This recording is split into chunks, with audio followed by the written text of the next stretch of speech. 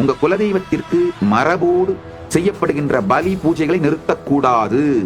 அவையெல்லாம் நம்முடைய முன்னோர்கள் மிக தெளிந்த அறிவோடு செய்து வைத்தவை.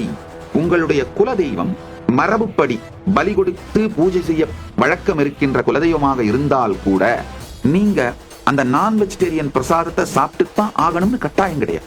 ராமகிருஷ்ணன் இதுக்கு ஒரு அழகான தீர்வு சொல்றார். அவர் சொல்றாரு, இந்த அனுபூதி மலர்ந்த பிறகு என்னால் அந்த மாமிசத்தை கூட புசிக்க முடியவில்லை, ஆனா தேவியின் பிரசாதத்தை அவமரியாதை செய்யக்கூடாதே என்பதற்காக அதை தொட்டு தலையில் வைத்துக் கொண்டு நமஸ்காரம் செய்து விடுவேன்.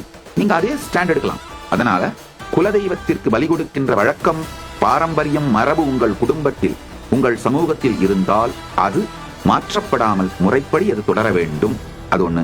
இரண்டாவது, அந்த குலதெய்வத்திற்கு பலி கொடுத்த அந்த நான் வெஜிடேரியன் ஃபுட் மாமிசத்தை சாப்பிட்டே தீர வேண்டும் என்கின்ற கட்டாயம் இல்லை. நமஸ்காரம் பண்ணி அந்த மரியாதையை செலுத்தி விடலாம். அது இரண்டாவது. மூன்றாவது, உங்களுக்கு ஆசை சாப்பிட்டே ஆகணும்னு நினைச்சீங்கன்னா குலதெய்வத்திற்கு பலி கொடுத்த அந்த பிரசாதத்தை உண்ணுவதனால் கர்மம் இல்லை. சாஸ்திர பிரமாணம் ரொம்ப தெளிவா சொல்லுது. கருட புராணம் மிக தெளிவாக சொல்லுகிறது. இதை புரிஞ்சுக்கோங்க. அந்த மாமிசத்தை உண்டால் பாவம் கிடையாது. அதாவது குலதெய்வத்திற்கு படைக்கப்பட்ட, முறையாக படைக்கப்பட்ட மாமிசத்தை உண்டால் பாவம் கிடையாது உண்மை.